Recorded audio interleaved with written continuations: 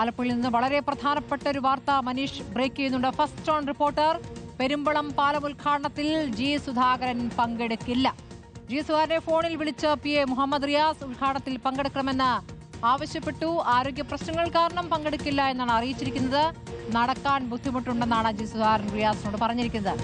മനീഷിലേക്ക് പോകുന്നു. മനീഷ്, ഇപ്പോൾ നാളത്തെ പരിപാടിക്ക് പങ്കെടുക്കില്ല എന്ന് പറയുമ്പോൾ ജി സുധാകരൻ തന്റെ ആരോഗ്യ പ്രശ്നമാണ് പറയുന്നത്. യഥാർത്ഥത്തിൽ അത് തന്നെയാണോ? ഈ ക്ഷണം നിരസിക്കുമ്പോൾ എന്താണ് കിട്ടുന്ന സൂചന മനീഷ്?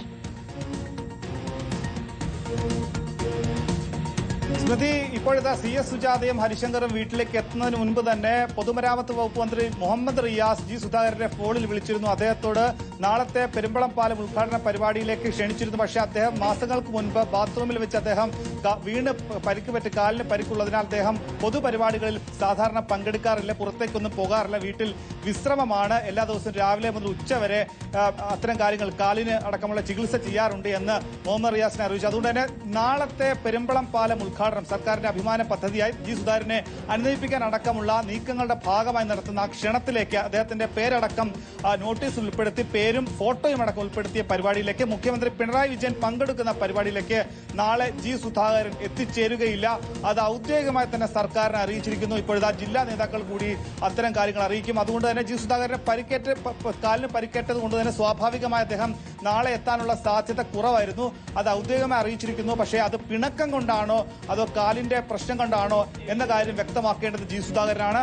ഇപ്പോഴും വീടിനകത്ത് ജില്ലയിലെ പ്രധാനപ്പെട്ട നേതാക്കളായ CS സുജാതയും ഹരിശങ്കറും ജി സുധാകരനുമായി ചർച്ച നടത്തുകയാണ്, കൂടിക്കാഴ്ച നടത്തുകയാണ്. അല്പസമയത്തിന് ശേഷം നേതാക്കൾ പുറത്തേക്ക് ഇറങ്ങും. അവർക്ക് ജില്ലാ കമ്മിറ്റി എന്നുള്ളതാണ്. ജി സുധാകരനും മാധ്യമങ്ങളോട് ഇന്ന് പ്രതികരിച്ചേക്കും. അദ്ദേഹം 2 ദിവസമായി തുടരുന്ന മൗനത്തിന് ശേഷം, അതായത് ഈ ഫേസ്ബുക്ക് പോസ്റ്റ് ഇട്ടതിനു ശേഷം അദ്ദേഹം മാധ്യമങ്ങളോട് പ്രതികരിച്ചിട്ടില്ല.